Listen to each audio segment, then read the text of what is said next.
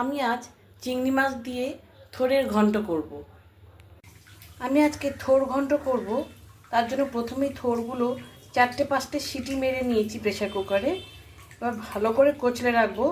তার আগে আমি তেল গরম করে সামান্য জিরে আর তেজপাতা ফোড়ন দিয়ে দিলাম, দিয়ে একটা পেঁয়াজ দিয়ে দিলাম। মাঝারি মাপের 2টো আলু ছোট ছোট করে কেটে দিয়ে দিলাম।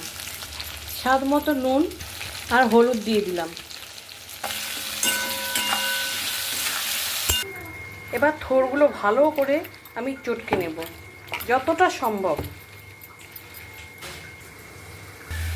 আলু আর পেঁয়াজটা ভাজা ভাজা হয়ে গেছে। আমি এখানে মোটা মোটা চিংড়ি মাছ ছিল বলে আমি ছোট ছোট টুকরো করে কেটে দিয়ে দিলাম।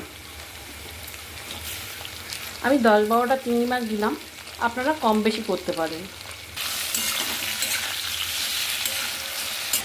এবার আমি আদা, কাঁচা লঙ্কা আর টমেটো একসঙ্গে বেটে রেখেছি, সেটা আমি দিয়ে দেব।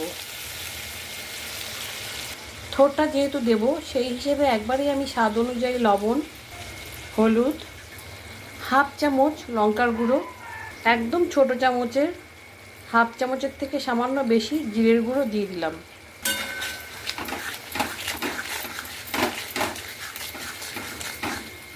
মশলাটা আমি খুব ভালো করে কষিয়ে নেব।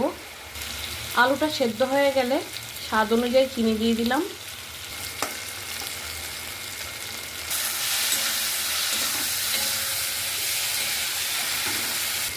এবার থোড়টা আমি দিয়ে দিচ্ছি।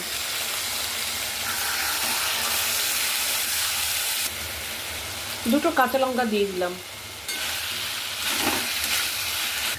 চিংড়ি মাছ দিয়ে থোড়ের ঘন্টটা আমার হয়ে এসছে। আমি এবার কিছুটা গরম মশলা দিয়ে দিলাম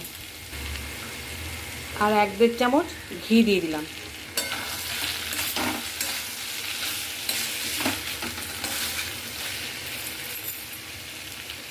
আমার চিংড়ি মাছ দিয়ে থোড়ের ঘন্টটা একদম রেডি।